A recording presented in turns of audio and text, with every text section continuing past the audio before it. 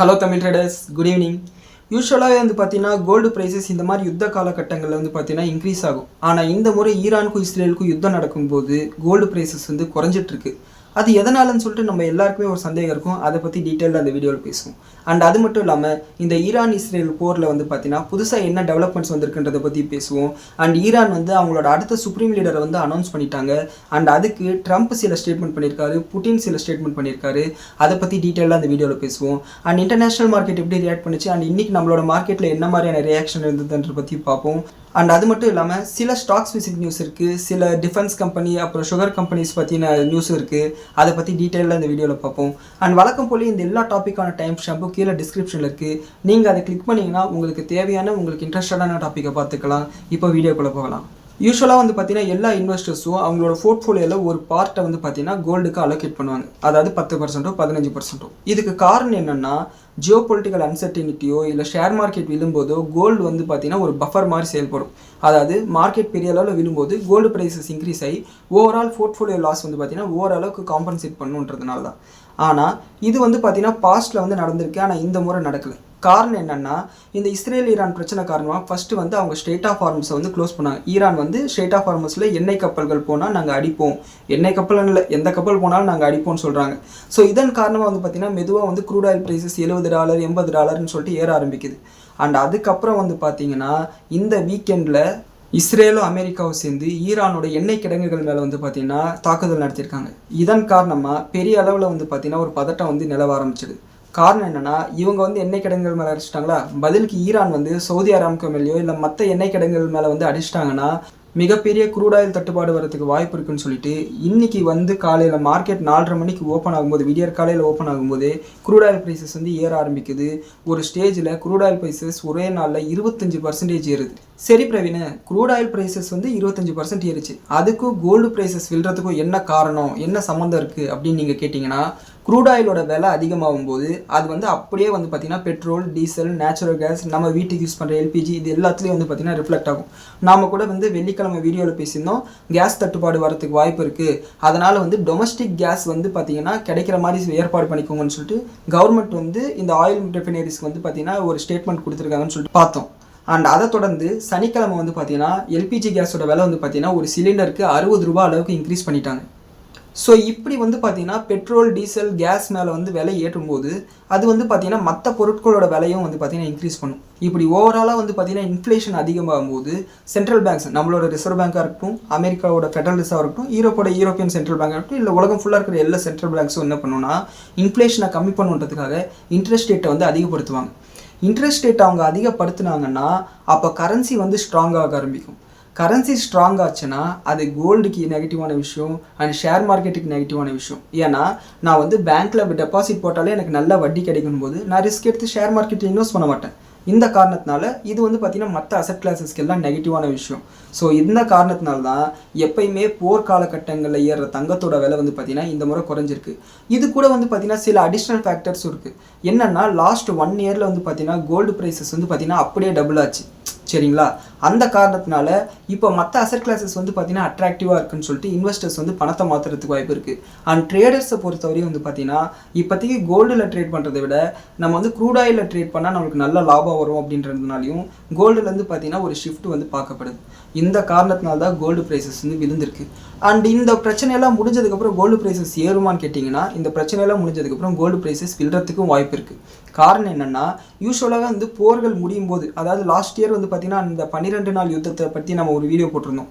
And அந்த வீடியோலேயே வந்து பார்த்திங்கன்னா நம்ம டீட்டெயிலாக அனாலிசிஸ் பண்ணியிருந்தோம். இஸ்ரேல் வந்து ஈரான் மேலே ஜூன் 13 தாக்குதல் நடத்துகிறாங்க. ஜூன் 25 வந்து நாங்கள் வந்து பீஸ் ட்ரீட்டியை சைன் பண்ணுறோம், நாங்கள் சீஸ்ஃபயர் அனௌன்ஸ் பண்ணுறோம்னு சொல்லிட்டாங்க. அந்த ஜூன் 25 இதை அனௌன்ஸ் பண்ண உடனே கோல்டு ப்ரைஸஸ் வந்து 5% அளவுக்கு இருந்தது. சரிங்களா, ஒன்ஸ் இந்த போர் முடிஞ்ச உடனே வந்து பார்த்திங்கன்னா கோல்டு ப்ரைஸஸ் விழுறதுக்கு வாய்ப்பு இருக்குது. கோல்டு ப்ரைஸஸ் மறுபடியும் எப்போ ஏறும்னா அடுத்த சென்ட்ரல் பேங்க்ஸோட மீட்டிங்ஸ் நடக்கும்போது, மானிட்டரி பாலிசி மீட்டிங் நடக்கும்போது நாங்கள் வந்து வட்டி விகிதத்தை குறைக்கிறோம் அப்படின்னு சென்ட்ரல் பேங்க் சொல்லும்போது தான் கோல்டு ப்ரைஸஸ் ஏற ஆரம்பிக்கும். ஸோ அது வரையுமே கோல்டு இன்வெஸ்டர்ஸ் கொஞ்சம் பேஷன்ஸாக இருந்து தான் ஆகணும். மேபி உங்களுக்கு இது வந்து ஒரு நல்ல வாய்ப்பாகவும் இருக்கலாம். நீங்கள் இதுவரை கோல்டே வந்து சுத்தமாக அலோகேட் பண்ணலன்னா நீங்கள் கோல்டு வாங்குறதுக்கான கரெக்டான பாயிண்ட்டாக இது இருக்கிறதுக்கு வாய்ப்பு இருக்குது. ஸோ இதுதான் வந்து பார்த்திங்கன்னா கோல்டு ப்ரைஸஸ் விழுறதுக்கான காரணம். அடுத்து இந்த இஸ்ரேல் ஈரான் போரில் வந்து பார்த்தீங்கன்னா சில அப்டேட்ஸ் வந்திருக்கு. நம்ம நேற்று வீடியோலேயே பார்த்துருந்தோம், ஈரானில் இருக்கிற ஒரு டீசாலினேஷன் பிளான்ட் மேலே இஸ்ரேலும் அமெரிக்காவும் சேர்ந்து தாக்குதல் நடத்திருக்காங்கன்னு சொல்லிட்டு. அண்ட் அதுக்கு பதிலடி கொடுக்குற மாதிரி ஈரான் வந்து பெக்ரைனில் இருக்கிற ஒரு டீசாலினேஷன் பிளான்ட் மேலே அடிச்சிருக்காங்க. ஸோ நம்ம எதிர்பார்த்த மாதிரி இந்த போர் வந்து வாட்டர் அப் நோக்கி போயிட்டுருக்கு. அதாவது டீசாலினேஷன் பிளான்ட் மாதிரியான சிவிலியன் இன்ஃப்ராஸ்ட்ரக்சர் மேலே வந்து பார்த்தீங்கன்னா அட்டாக்ஸை ஸ்டார்ட் பண்ணிட்டாங்க. அண்ட் அது மட்டும் இல்லாமல் இன்னைக்கு ஈரான் வந்து அவங்களோட அடுத்த சுப்ரீம் லீடரை அனௌன்ஸ் பண்ணிட்டாங்க. இவர் யாருன்னா அயத்துல்லா கெமேனி அவர்களோட மகன் தான், சரிங்களா. அண்ட் இதை தொடர்ந்து ட்ரம்ப் வந்து எனக்கு இதில் வந்து உடன்பாடு இல்லை அப்படின்னு சொல்லியிருக்காரு. இது வந்து பார்த்தீங்கன்னா இன்னும் இந்த பிரச்சனையை வந்து பெருசாக்கிறதுக்கு வாய்ப்பு இருக்குது. அண்ட் அது மட்டும் இல்லாமல் ஒருவேளை பீஸ் ட்ரீட்டியோ இல்லை நெகோசியேஷனோ இல்லை சீஸ்ஃபயரோ வரதுக்கு வாய்ப்பு இருக்கா அப்படின்னு கேட்கும்போது, நாங்கள் இந்த போரை முடிக்கணும்னா நாங்களும் இஸ்ரேலும் சேர்ந்து தான் முடிவு பண்ணுவோம்னு சொல்லியிருக்காங்க. அதாவது இஸ்ரேல் சொன்னால் தான் நான் நிறுத்துவேன் அப்படின்னு சொல்கிறாங்க. இந்த போர் வந்து இன்னும் 5 வாரங்களுக்கு வந்து கண்டினியூ ஆகிறதுக்கு வாய்ப்பு இருக்குது அப்படின்னு சொல்கிறாங்க. 5 வாரம் கண்டினியூ ஆகிறதுக்கு வாய்ப்பு இருக்குன்னா அதுக்குள்ளார அமெரிக்காவிலேருந்து 3வது ஏர்க்ராஃப்ட் கேரியர் உள்ளே வந்துடும். 3வது ஏர்க்ராஃப்ட் கேரியர் உள்ளே வந்துருச்சுன்னா நம்ம எதிர்பார்த்த மாதிரி வந்து பார்த்திங்கன்னா நம்ம கெஸ் பண்ண மாதிரி இவங்க வந்து உள்ளார கிரவுண்ட் ட்ரூப்ஸ் இறக்கிறதுக்கு வாய்ப்பு இருக்குது. அப்படி கிரவுண்ட் ட்ரூப்ஸை இறக்கிட்டாங்கன்னா நேராக அவங்களோட கேபிட்டல் சிட்டிக்குள்ளார போய் அடிக்கிறதுக்கு வாய்ப்பு இருக்குது. ஸோ இதுதான் இவங்களோட பிளானாக இருக்கணும். ஸோ பொறுத்திருந்து பார்ப்போம். அண்ட் ஈரான் சைடில் நீங்கள் வந்து அமைதி பேச்சுவார்த்தைக்கு போவீங்களா அப்படின்னு கேட்கும்போது அவங்க வந்து எங்களோட மக்களை கொண்டுட்டு இருக்காங்க, ஒரு பக்கம் எங்களோட மக்களை கொண்டுட்டு இப்போ வந்து அமைதி பேச்சுவார்த்தைக்கு வாங்கன்னு சொன்னீங்கன்னா நாங்கள் எப்படி போக முடியும்னு கேட்டிருக்காங்க. அண்ட் அது மட்டும் இல்லாமல் இந்த போரை வந்து எத்தனை நாட்களுக்கு வேணால் எங்களாலையும் நடத்த முடியும்னு சொல்லியிருக்காங்க. ஸோ 2 பக்கமே வந்து பார்த்திங்கன்னா இந்த எஸ்கலேஷன் வந்து போய்கிட்டு தான் இருக்குது. இன்னும் வந்து எந்த விதமான சுமூகமான முடிவு எட்டப்படல. அண்ட் இப்படி வந்து பார்த்தீங்கன்னா புதிய சுப்ரீம் லீடர் தேர்ந்தெடுக்கப்பட்டதுக்கப்புறம் ரஷ்யாவோட புட்டின் கிட்ட வந்து போய் கேட்கும்போது நாங்கள் வந்து ஈரானுக்கு உறுதுணையாக இருப்போம். அண்ட் புதிய சுப்ரீம் லீடர் தலைமையில் வந்து பார்த்தீங்கன்னா ஈரான் வந்து ஒன்றிணையும்னு சொல்லியிருக்காங்க. அண்ட் ஈரானுக்கு வந்து பார்த்தீங்கன்னா ரஷ்யா வந்து சப்போர்ட் பண்ணுறாங்கிறது கிளியராக தெரியுது. ஸோ இதுதான் வந்து பார்த்தீங்கன்னா இதில் இருக்கிற அப்டேட்ஸ், இந்த பிரச்சனையில் இருக்கிற அப்டேட்ஸ். அண்ட் அடுத்த சில நாட்களில் வந்து பார்த்திங்கன்னா இந்த பிரச்சனை வந்து முடிய போகிறது கிடையாது. அதனால் யாரும் வந்து அவசரப்பட்டு மார்க்கெட்டில் பெரிய அளவுக்கு வந்து இன்வெஸ்ட் பண்ணாதீங்க. ஒருவேளை உங்களுக்கு சுத்தமாக ஷேர் மார்க்கெட்டில் இன்வெஸ்ட்மெண்ட்டே இல்லை அப்படின்னா நீங்கள் வந்து கொஞ்சோண்டு இப்போ வாங்குங்க. மேபி நைட்டோட நைட்டாக வந்து இவங்க பேச்சுவார்த்தைக்கு போய் பிரச்சனை முடிஞ்சிடுச்சுன்னு சொன்னாங்கன்னா நாளைக்கு வந்து 2% 3% ஒரு 500 பாயிண்ட் வந்து நிஃப்டியே கேப் அப் ஆகிறதுக்கு கூட வாய்ப்பு இருக்குது. அப்படி முடியுன்ற நம்பிக்கை எனக்கு இல்லை.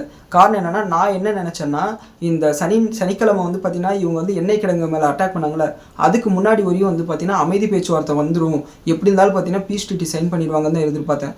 ஆனால் ட்ரம்ப் வந்து என்ன சொல்கிறாருன்னா நாங்கள் ஒட்டு மொத்தமாக ஈரானில் வந்து பார்த்திங்கன்னா இருக்கிற ஆயில் வந்து எங்களோட கண்ட்ரோலுக்கு கொண்டு வரதே எங்களோட அஜெண்டான்னு சொல்லியிருக்காரு. அப்படி எப்படி அவங்க ஒத்துப்பாங்க?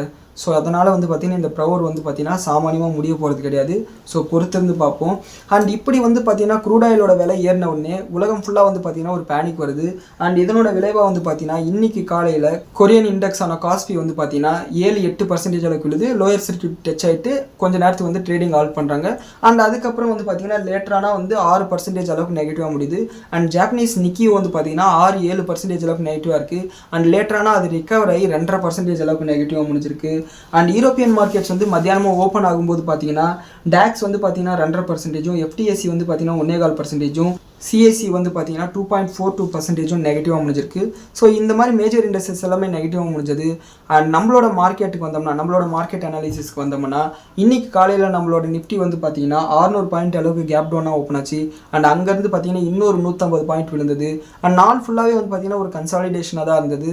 பட் லாஸ்ட் 1 ஹவரில் வந்து பார்த்தீங்கன்னா ஒரு சடன் ரிகவரி இருந்தது. அதாவது ஒரு 10 நிமிஷத்துலேயே வந்து பார்த்தீங்கன்னா ஒரு 200 பாயிண்ட் அளவுக்கு வந்து ரிகவரி இருந்தது. பட் எண்ட் ஆஃப் த ஹவரில் வந்து பார்த்தீங்கன்னா மறுபடியும் ஒரு 50 பாயிண்ட் புக் ஆகி 150 பாயிண்ட் வந்து அந்த லோலேருந்து பார்த்தீங்கன்னா இன்க்ரீஸ் ஆகி முடிஞ்சது. ஸோ ஓவராலாக வந்து பார்த்தீங்கன்னா நம்மளோட மார்க்கெட்ஸ் வீக்காக தான் இருக்குது. அண்ட் இப்போ நம்ம பேசிகிட்டு இருக்கும்போது பார்த்தீங்கன்னா கிஃப்ட் நிஃப்டி வந்து பார்த்தீங்கன்னா மறுபடியும் வீக்னஸை காமிச்சிட்டு இருக்கு. ஒரு 50-60 பாயிண்ட் வந்து நாளைக்கு கேப் டவுனில் ஓப்பன் ஆகும்னு காமிச்சிட்டு இருக்கு. அண்ட் அது மட்டும் இல்லாமல் இந்த லாஸ்ட் 1 ஹவரில் நம்மளோட மார்க்கெட் இந்த அளவுக்கு ரேலி ஆகிறதுக்கு காரணம் என்னன்னு பார்த்தோம்னா ரிலையன்ஸோட ஷேர்ஸ் வந்து பயங்கரமாக இன்க்ரீஸ் ஆக ஆரம்பிச்சது. அண்ட் அது மட்டும் இல்லாமல் க்ரூட் ஆயிலோட விலை வந்து பார்த்திங்கன்னா ஷார்ப்பாக கரெக்ட் ஆச்சு லாஸ்ட் 1 ஹவரில். அண்ட் அதுக்கப்புறம் வந்து பார்த்திங்கன்னா மறுபடியும் க்ரூட் ஆயிலோட ப்ரைஸஸ் வந்து ரெக்கவர் ஆகிட்டு பாசிட்டிவாக ட்ரேட் ஆக ஆரம்பிச்சிருச்சு. ஸோ பொறுத்திருந்து பார்ப்போம். க்ரூட் ஆயில் சம்மந்தப்பட்ட ஒரு நியூஸ் என்னென்னா G7 நாடுகள் கிட்ட ரிசர்வ்ஸில் வந்து பார்த்திங்கன்னா எமர்ஜென்சி இந்த மாதிரி போர்க்கால அடிப்படையில் வந்து பார்த்திங்கன்னா எமர்ஜென்சி சுச்சுவேஷனில் யூஸ் பண்ணுறதுக்காக ரிசர்வில் வந்து கொஞ்சம் க்ரூட் ஆயில் வச்சுருப்பாங்க. அண்ட் அந்த ரிசர்வ் வந்து பார்த்திங்கன்னா ரிலீஸ் பண்ணலாமான்னு சொல்லிட்டு பேச்சுவார்த்தை நடந்துகிட்ருக்கு. அண்ட் அதை குறித்த அப்டேட் வந்து பார்த்திங்கன்னா ஈவினிங் 6 மணிக்கு ரிலீஸ் ஆகிறதுக்கு வாய்ப்பு இருக்குது. அப்படி அவங்க வந்து ரிலீஸ் பண்ணணும்னு முடிவு பண்ணிட்டாங்கன்னா க்ரூட் ஆயிலோட விலை வந்து பார்த்தீங்கன்னா பயங்கரமாக விழுறதுக்கு வாய்ப்பு இருக்குது. நாளைக்கு நம்மளோட மார்க்கெட் பாசிட்டிவாக ஓப்பன் ஆகிறதுக்கு வாய்ப்பு இருக்குது. அண்ட் ட்ரம்ப் கிட்டையும், அதாவது அமெரிக்கா கிட்டையும் கிட்டத்தட்ட 400 பில்லியன் பேரல்ஸ் வந்து பார்த்தீங்கன்னா ரிசர்வ்ஸில் வந்து வச்சுருக்காங்க. அண்ட் அவங்க கிட்ட கேட்கும்போது, ட்ரம்ப் கிட்ட கேட்கும்போது, இல்லை நாங்கள் வந்து எங்களோட ரிசர்வ்ஸை வந்து இப்போதைக்கு வந்து லிக்விடேட் பண்ண போகிறதில்ல, மார்க்கெட்டில் ஓப்பன் பண்ணி விட போகிறது கிடையாதுன்னு சொல்லியிருக்காங்க. ஸோ இது வந்து பார்த்தீங்கன்னா கம்ப்ளீட் சுயநலமாக தான் தெரியுது. இவரால் தான் வந்து பிரச்சனை நடக்குது. ஸோ அப்போ என்ன பண்ணணும், இவர் வந்து பார்த்தீங்கன்னா அவங்ககிட்ட இருக்கிற ரிசர்வ்ஸை கொடுத்து ப்ரைஸ் ஃப்ளக்சுவேஷன் வராமல் உலகம் ஃபுல்லாக வந்து பார்த்தீங்கன்னா ஒரு பேனிக் கிரியேட் பண்ணாமல் பார்த்துக்கணும். ஆனால் இவர் வந்து பார்த்தீங்கன்னா சுயநலமாக என்ன சொல்கிறாரு, எங்களாலலாம் ரிசர்வ்ஸை வந்து கொடுக்க முடியாதுன்னு சொல்லியிருக்காரு. அண்ட் அது மட்டும் இல்லாமல் இந்த க்ரூட் ஆயிலை பற்றி பேசும்போது, உலகத்தோட அமைதிக்காக கொஞ்ச நாளைக்கு நீங்கள் க்ரூட் ஆயில் அதிக விலை கொடுத்து வாங்க வேண்டியது இருக்குன்னு சொல்கிறாரு. நீ பண்ண பிரச்சனைக்கு நாங்கள் அதிகமாக காசு கொடுத்து வாங்கணுமான்னு தான் தோணுது. அண்டு நம்மளோட பேங்க் நிஃப்டி எடுத்துக்கிட்டோம்னா, நிஃப்டியை விட பார்த்தீங்கன்னா அதில் வந்து இன்ட்ரெஸ்ட்டாக ஒரு செல்லிங் இருந்தது. காரணம் என்னென்னா வந்து பார்த்தீங்கன்னா நம்மளோட பேங்கிங் ஸ்டாக்ஸ் வந்து பார்த்தீங்கன்னா லாஸ்ட் ஒரு 6 மாதமாக 1 வருஷமாக வந்து பார்த்தீங்கன்னா நிஃப்டியை விட பார்த்தீங்கன்னா நல்லாவே பெர்ஃபார்ம் பண்ணியிருந்தது. ஸோ அதில் வந்து பார்த்தீங்கன்னா இன்னும் சிவியரான ஒரு செல் ஆஃப் இருந்தது. கிட்டத்தட்ட 2500 பாயிண்ட் வந்து பார்த்தீங்கன்னா இன்னைக்கு இன்ட்ராடேயில் வந்து ஃபாலோ ஆயிருந்தது. அண்ட் அங்கேருந்து பார்த்தீங்கன்னா கிட்டத்தட்ட ஒரு 1000 பாயிண்ட் ரெக்கவர் ஆகி 1500 பாயிண்ட் மட்டும் நெகட்டிவாக வந்து இப்போ முடிஞ்சிருக்கு. ஸோ அது மட்டும் இல்லாமல் பெரிய பெரிய பேங்க்ஸ் எல்லாம் பார்த்தீங்கன்னா விழுந்தது. அண்ட் நம்மளோட ஃபேவரட் பேங்க் என்ன ஃபெடரல் பேங்காக இருக்கட்டும், கரூர் வைஸ்யா பேங்காக இருக்கட்டும், கிட்டத்தட்ட கரூர் வைஸ்யா பேங்க் வந்து 6% அளவுக்கு இருந்தது. ஸோ பொறுத்திருந்து பார்ப்போம், இன்னும் விழுந்துச்சுன்னா அது நம்மளுக்கு வாங்குறதுக்கான ஒரு வாய்ப்பாக தான் நம்ம பார்க்கணும். அண்ட் அடுத்து வந்து பார்த்தீங்கன்னா எனக்கு அட்வான்ஸ் டிக்ளைன் ரேஷியோன்னு பார்த்தோம்னா கிட்டத்தட்ட 3300 ஷேரில் வெறும் 600 ஷேர் தான் வந்து பாசிட்டிவாக இருக்குது. அண்ட் 2600 ஷேர் நெகட்டிவாக இருக்குது. இது வந்து பார்த்தீங்கன்னா எண்ட் ஆஃப் த டே அந்த லாஸ்ட் 1 ஹவர் ரேலிக்கு முன்னாடி பார்த்தோம்னா இன்னமும் கூட பாசிட்டிவாக இருந்த ஷேர்ஸோட கணக்கு வந்து பார்த்தீங்கன்னா கம்மியாக தான் இருந்திருக்கும். அண்ட் இன்னைக்கு ஓவராலாக நம்மளோட மார்க்கெட்டை வந்து பார்த்தீங்கன்னா பாகுபலி மாதிரி தாங்கி நின்னது வந்து பார்த்தீங்கன்னா ரெண்டு விஷயம் தான். ஒன்று ரிலையன்ஸு, இன்னொன்று ஐடி செக்டார் ஸ்டாக்ஸ்.